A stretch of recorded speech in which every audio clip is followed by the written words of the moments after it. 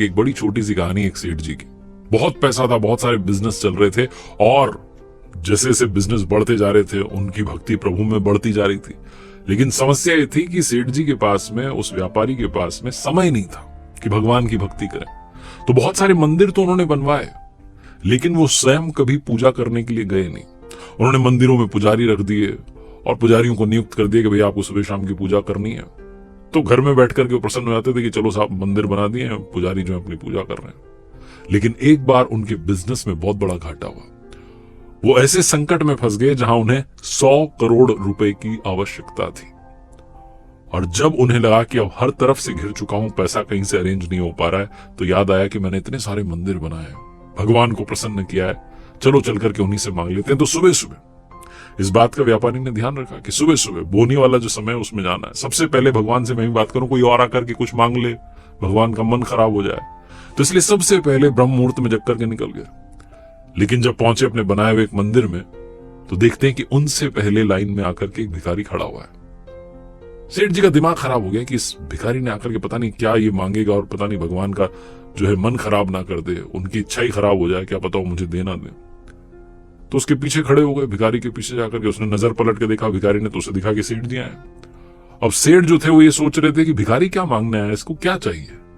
और भिखारी ये सोच रहा था कि सेठ जी भी यहां मांगने के लिए आए हुए, सेठ जी को अब क्या चाहिए, इतना सब कुछ मिल गया। जैसे ही मंदिर में पट खुले तो भिखारी ने भगवान से कहा कि प्रभु सिर्फ 100 रुपयों की आवश्यकता है, मेरी पत्नी बीमार है, कुछ दवा का प्रबंध हो जाता तो इलाज चल जाता और मेरी पत्नी ठीक हो जाती।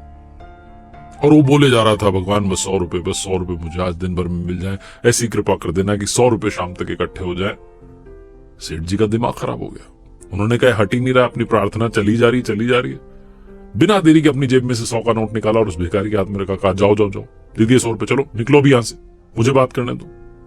भिखारी बड़ा खुश हुआ, भगवान को ढोक देकर के प्रणाम करके धोखला के निकल लिया कि वाह आपने तो सुबह सुबह ही काम कर दिया। अब बारी थी सेठ जी की। सेठ जी हाथ जोड़ के खड़े होकर कहने लगे, प्रभु उस भिखारी को तो मैंने भगा दिया 100 रुपए देकर के, अब मेरी बात सुन लो, मुझे 100 रुपए नहीं 100 करोड़ रुपए चाहिए, कहीं से भी उसका इंतजाम करवा दो प्रभु, बस मुझ पर कृपा बरसा दो। बोले जा रहे थे बार बार।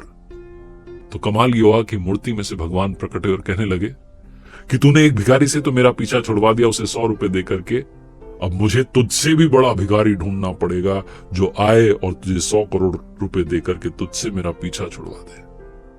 सेठ जी की आंखों में आंसू आ गए, कहने लगे प्रभु ऐसा क्यों कह रहे हैं। भगवान ने कहा बस यही तो सच है, तुमने इतने मंदिर बनवाए, इतना सब कुछ करवाया, लेकिन कभी मिलने नहीं आए। आज भी आए हो तो तब आए हो जब तुम्हें कुछ मांगना है। मैं प्रेम का भूखा हूं, बस मिलने ही चले आते तो इतना बड़ा संकट आने नहीं देता। बहुत छोटी सी कहानी जिसका सार ये समझाता है कि जहां बहुत ज्यादा मांगा जाता है वहां प्यार खत्म हो जाता है, प्रेम समाप्त हो जाता है। इसलिए मांगना बंद कीजिए।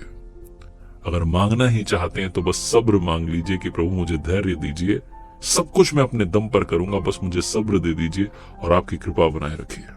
और जब भी आप जाएं, आप जिस भी नाम से उन्हें पुकारते हैं, जब भी आप उनके दर पर जाएं तो उनसे मिलने के लिए जाएं, उनसे मांगने के लिए ना जाएं। एक बार फिर से वही बात जो अक्सर आपसे कहता हूं, ऊपर वाले के आशीर्वाद के साथ, अपनी मेहनत के साथ, अपनों के प्यार के साथ कर दिखाओ कुछ ऐसा कि दुनिया करना चाहे आपके जैसा।